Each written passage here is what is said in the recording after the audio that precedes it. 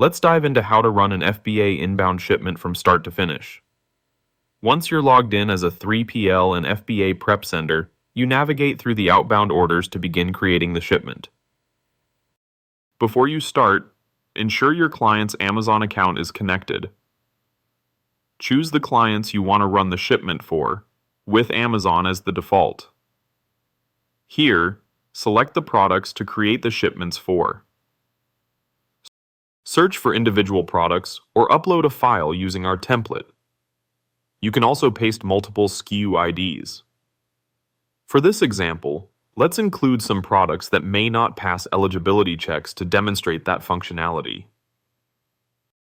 If a product is perishable with multiple expiry dates, specify which lot you are shipping. Now that products and quantities are added, let's proceed to the next step. Now, let's run the eligibility check. You can do this without accessing your client's Seller Central account.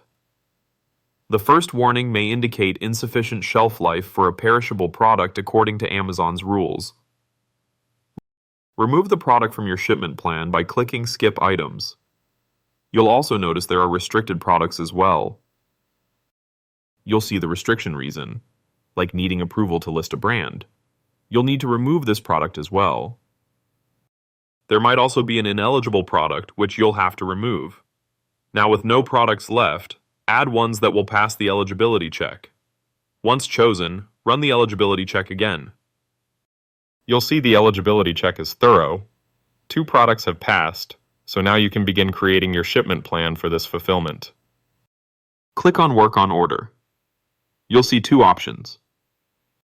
If you have box details and plan to ship LTL, choose that option.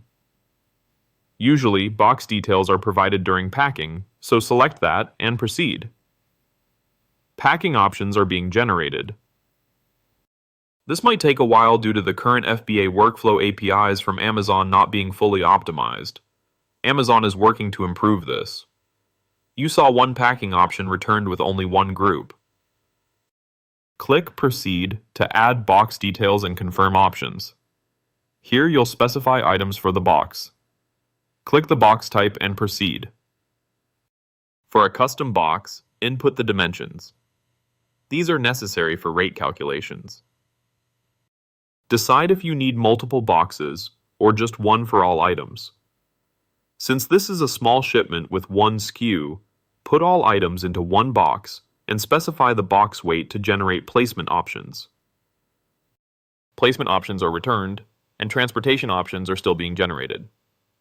You can see different placement options and the associated fee.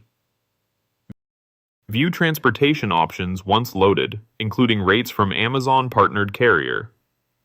Choose the most optimal combination of rate and placement fee. Confirm the placement options. This confirms everything before moving to the final stage of your shipment plan where labels are generated. Labels are generated now. You can download both the box and shipping labels. At this point, you should be able to complete your prep end-to-end and finalize the FBA shipment.